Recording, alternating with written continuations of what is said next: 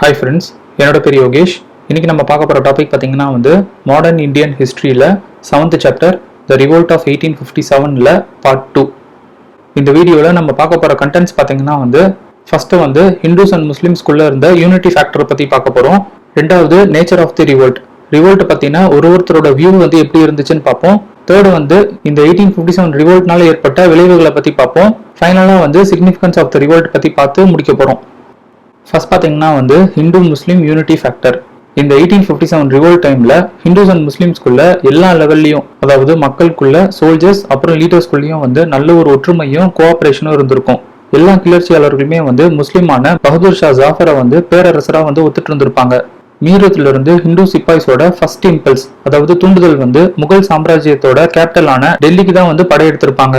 1857 ரிவோல்ட்டோட சிக்கலான கதையில ரெண்டு உண்மை தெளிவா தெரிஞ்சுதான் மௌலானா ஆசாத் சொல்லியிருப்பாரு.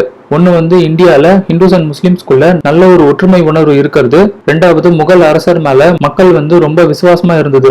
கிளர்ச்சியாளர்கள் அப்புறம் சிப்பாய்ஸ், இதுல இருந்த ஹிந்துஸ் அண்ட் முஸ்லிம்ஸ் ஒருத்தருக்கு ஒருத்தர் அவங்களோட உணர்வை மதிச்சிருப்பாங்க. ஒரு ஏரியால கிளர்ச்சியில ஜெயிச்சதுக்கு அப்புறமா மாடை வெட்டுறதுக்கு தடை விதிச்சிருப்பாங்க. அதே போல ஹிந்துஸ் அண்ட் முஸ்லிம்ஸ்குள்ள நல்ல ஒரு லீடர்ஷிப் இருந்திருக்கும். எக்ஸாம்பிள் பாத்தீங்கன்னா நானா சாஹிப் ஒரு மராத்தா பேஷ்வா. அவருக்கு பொலிட்டிக்கல் ப்ரொபகண்டால எக்ஸ்பர்ட்டா இருந்த அசிமுல்லா உதவியா இருந்திருப்பாரு. அதே மாதிரி ராணி லட்சுமி பாய்க்கு ஆப்கான் சோல்ஜர்ஸோட முழு சப்போர்ட் இருந்திருக்கும். ஆக மொத்தத்துல 1857 ரிவோல்ட் மூலியமா 1858க்கு முன்னாடியும் இந்தியால இருந்த மக்களும் அரசியல்லையும் மதவெறி இல்லைன்றது தெரிஞ்சிருக்கும். அடுத்தது பாத்தீங்கன்னா nature of the revolt. 1857 revolt ஒருத்தரோட பார்வையில வேற வேறையா தெரிஞ்சிருக்கும். பிரிட்டிஷ் ஹிஸ்டாரியன்ஸ் இந்த ரிவோல்ட்டை ஒரு சிப்பாய் மியூட்டினின்னு பார்த்திருப்பாங்க. சர் ஜான் சீலி அப்படிங்கிறவர் என்ன சொல்லியிருப்பாருன்னா, எந்த பாப்புலர் சப்போர்ட்டும் நேட்டிவ் லீடர்ஷிப்பும் இல்லாத, தேசப்பற்று இல்லாத சுயநலமான சிப்பாய் மியூட்டினின்னு சொல்லியிருப்பாரு. ஆனா அவர் சொன்ன மாதிரி கிடையாது. ஏன்னா சிப்பாய்ஸ் மட்டும் இல்லாம பொதுமக்களும் இந்த ரிவோல்ட்ல கலந்துக்கிட்டாங்க. டாக்டர் கே தட்டாவை பொறுத்த வரைக்கும் இந்த ரிவோல்ட் ஒரு முக்கியமான military out break.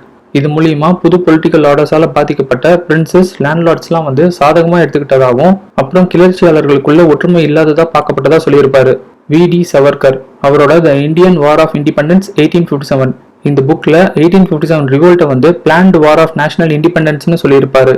Doctor SN. Sen அவரோட 1857 புக்ல இந்த ரிவோல்ட்டை ரிலிஜனுக்காக சண்டை போட ஆரம்பிச்சு இண்டிபெண்டன்ஸ்க்கான வாரம் முடிஞ்சதுன்னு சொல்லியிருப்பாரு.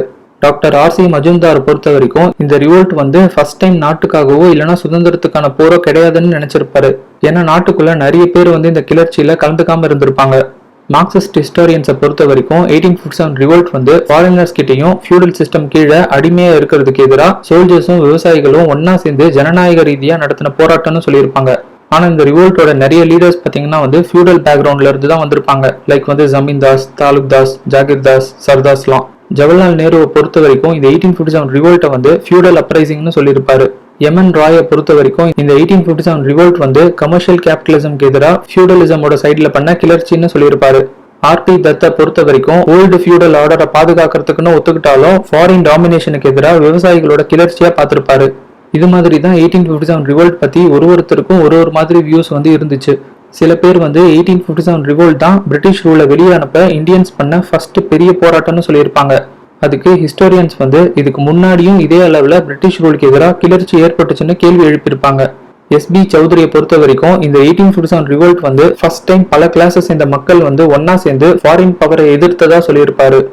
அடுத்தது பாத்தீங்கன்னா கான்சிக்வன்சஸ். 1857 ரிவோல்ட் இந்தியாவோட வரலாற்றுல ஒரு திருப்பு முனையா அமைஞ்சிருக்கும். இந்த ரிவோல்ட்டுக்கு அப்புறமா பிரிட்டிஷ் கவர்மெண்டோட பாலிசிஸ் அப்புறம் நிர்வாகத்துல மிகப்பெரிய மாற்றம் ஏற்பட்டிருக்கும். ஈவன் இந்த ரிவோல்ட்டை முழுசா அடக்கிறதுக்கு முன்னாடியே ஆகஸ்ட் 2, 1858 இந்தியால பெட்டர் கவர்மெண்ட்டுக்காக பிரிட்டிஷ் பார்லிமெண்ட்ல ஒரு ஆக்ட் பாஸ் பண்ணியிருப்பாங்க. அந்த ஆக்ட் படி பிரிட்டிஷ் இந்தியாவோட சாவரினா குவீன் விக்டோரியான்னு டிக்ளேர் பண்ணியிருப்பாங்க. அப்புறம் இந்தியாவில பிரிட்டிஷ் கேபினெட்ல இருந்து ஒரு மெம்பரை செக்ரட்டரி ஆஃப் ஸ்டேட்னு அப்பாயிண்ட் பண்ணியிருப்பாங்க. அப்புறம் கம்பெனி ரூலை அபாலிஷ் பண்ணிட்டு கண்ட்ரியோட அட்மினிஸ்ட்ரேஷனுக்கான டைரக்ட் ரெஸ்பான்சிபிலிட்டியை பிரிட்டிஷ் கிரவுன் ஏத்துப்பாங்க. நவம்பர் 1, 1858 குவீன்ஸ் ப்ரொக்ளமேஷன் இஷ்யூ பண்ணப்பட்டு அலகாபாத் தர்பார்ல லார்ட் கன்னிங் அதை அனௌன்ஸ் பண்ணியிருப்பாரு. இதை அறிவிச்சப்போதான் கவர்னர் ஜெனரலுக்கு அடிஷனலா வைஸ்ராய் டைட்டிலும் கொடுத்துருந்துருப்பாங்க. அந்த குவீன்ஸ் ப்ரொக்ளமேஷன்ல கொடுத்த நிறைய விஷயம் இந்தியன்ஸுக்கு பாசிட்டிவா தான் இருந்திருக்கும்.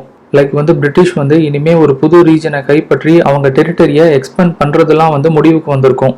நேட்டிவ் பிரின்சஸோட உரிமைகளையும் கௌரவத்தையும் மதிக்கிறதா ப்ராமிஸ் பண்ணியிருப்பாங்க. பிரிட்டிஷ் அதிகாரிகளோட தலையீடு இல்லாம இந்திய மக்கள் வந்து அவங்களோட மதத்தை வந்து சுதந்திரமா பிராக்டிஸ் பண்ணலான்னு உறுதியளிச்சிருப்பாங்க.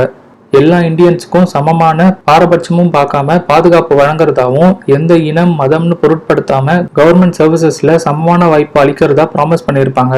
ஒரு லாவை ஃப்ரேம் பண்ணும் போதும் இல்லைன்னா அதை மாற்றும் போதும் இந்தியாவோட பழைய பழக்க வழக்கங்களையும் நடைமுறைகளையும் வந்து கன்சிடர் பண்றதா உறுதி அளிச்சிருப்பாங்க. அடுத்து ஆர்மியை பொறுத்த வரைக்கும் பிரிட்டிஷ் இனிமே இந்தியன் லாயல்ட்டியை டிபெண்ட் பண்ண முடியாதுன்னு இந்தியன் சோல்ஜர்ஸ் கவுண்டை வந்து கம்மி பண்ணி யூரோப்பியன் சோல்ஜர்ஸ் வந்து அதிகமாக இருந்திருப்பாங்க. அப்புறம் டிவைட் அண்ட் ரூல் கான்செப்டை வந்து அடாப்ட் பண்ணி சாதி இல்லைன்னா மதத்தை பேஸ் பண்ணி தனித்தனி யூனிட்ஸாக வந்து கிரியேட் பண்ணியிருப்பாங்க. 1857 ரிவோல்ட் டைம்ல பிரிட்டிஷ்க்கு வந்து விசுவாசமா இருந்த நேபாள், பஞ்சாப் அப்புறம் நார்த் வெஸ்டர்ன் ஃப்ரான்டியர்ல இருந்து ஆட்களை வந்து வேலைக்கு எடுத்துருந்துருப்பாங்க. அடுத்து ஆர்மியையும் பொதுமக்களையும் தனித்தனியா வைக்க முயற்சி பண்ணியிருப்பாங்க.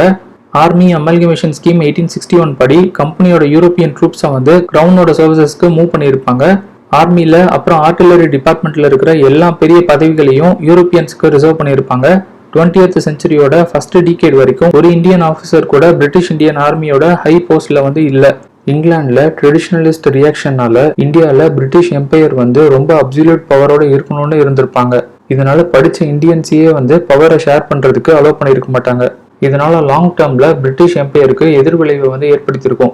ஏன்னா படிச்ச இந்தியன் மிடில் கிளாஸஸ் இந்த பீப்புள் வந்து ஃப்ரஸ்ட்ரேட் ஆகி நேஷனலிசம் ஃபீலிங்க்கு வந்து குரல் கொடுத்திருப்பாங்க. பிரிட்டிஷ் பாத்தீங்கன்னா வந்து ஒரு சமூகத்தை இன்னொரு சமூகத்துக்கு எதிராக நேர்மை இல்லாம பயன்படுத்தியிருப்பாங்க. அப்புறம் இந்தியன் எக்கனாமியை எந்த ஃபியரும் இல்லாம முழுசா சுரண்டி எடுத்திருப்பாங்க. அடுத்து 1858 குவீன்ஸ் ப்ரொக்ளமேஷன் படி Indian civil service act of 1861 pass பண்ணி எந்த மதம் இனம்னு பார்க்காம எல்லாருமே குவீனுக்கு கீழே ஈக்குவல்ன்ற இம்ப்ரெஷனை வந்து கொடுத்திருப்பாங்க. ஆனா ரியாலிட்டி பாத்தீங்கன்னா வந்து ஹையர் சர்வீசஸ்லாம் வந்து காலனைசர்ஸ்க்கு ப்ரிசர்வ் பண்ற மாதிரி ரூல்ஸை வந்து ஃப்ரேம் பண்ணியிருப்பாங்க. பிரிட்டன்ல இருக்கிற நியூஸ் பேப்பர்ஸும் ஜேர்னல்ஸும் இந்தியன்ஸை வந்து சப்ஹியூமன்ஸா, அதாவது மனிதருக்கு கீழே இருக்கிற மாதிரி மனிதநேயம் இல்லாத கிரியேச்சர்னும் இவங்களை வந்து சுப்பீரியர் ஃபோர்ஸா கட்டுப்படுத்த முடியும்னு சித்தரிச்சிருப்பாங்க. அடுத்தது பார்த்தீங்கன்னா வந்து சிக்னிஃபிகன்ஸ் ஆஃப் தி ரிவோல்ட். பிரிட்டிஷ்க்கு இந்த 1857 ரிவோல்ட் வந்து யூஸ்ஃபுல்லாக இருந்துச்சு. ஏன்னா இந்த ரிவோல்ட் மூலியமா கம்பெனியோட நிர்வாகத்தில் அப்புறம் அவங்க ஆர்மியில இருந்த குறைய வந்து காட்டியிருக்கும். இதை வந்து பிரிட்டிஷ் உடனே வந்து சரி செஞ்சிருப்பாங்க. இந்த ரிவோல்ட் வந்து நடக்கலன்னா இந்த விஷயம் வந்து உலகத்துக்கே தெரிஞ்சிருக்காது. இந்தியன்ஸை பொறுத்த வரைக்கும் 1857 ரிவோல்ட் வந்து சுதந்திர போராட்டத்துக்கு பெரிய தாக்கத்தை வந்து ஏற்படுத்தியிருக்கும். அதே மாதிரி இந்தியன்ஸ் யூஸ் பண்ண ஆயுதங்கள்லாம் வந்து பிரிட்டிஷோட அட்வான்ஸ்டு வெப்பன்ஸுக்கு மேட்ச் ஆகிற மாதிரி இல்லைன்னு நல்லாவே தெரிஞ்சிருக்கும். அடுத்து க்ரோயிங் செக்ஷனை சேர்ந்த படித்த மிடில் கிளாஸ் பீப்புளெலாம் வந்து வயலன்ஸை நம்பாம ஒழுங்கான ஆர்டினரி அப்ரோச்சை தான் வந்து விரும்பினாங்க. 1857 ரிவோல்ட் வந்து பிரிட்டிஷ் ரூலுக்கு எதிராக லோக்கல் ட்ரெடிஷனை எஸ்டாப்ளிஷ் பண்ணி இது மூலியமா ஃப்ரீடமுக்காக நேஷனல் ஸ்ட்ரகிளுக்கு வந்து ஹெல்ப் பண்ணியிருக்கோம். அவ்வளோதான் ஃப்ரெண்ட்ஸ். அடுத்த வீடியோவில் மாடர்ன் இந்தியன் ஹிஸ்ட்ரியில் 8th chapter socio religious reform மூமெண்ட்ஸில் ஜென்ரல் ஃபீச்சர்ஸ் பார்க்கலாம். தேங்க்யூ.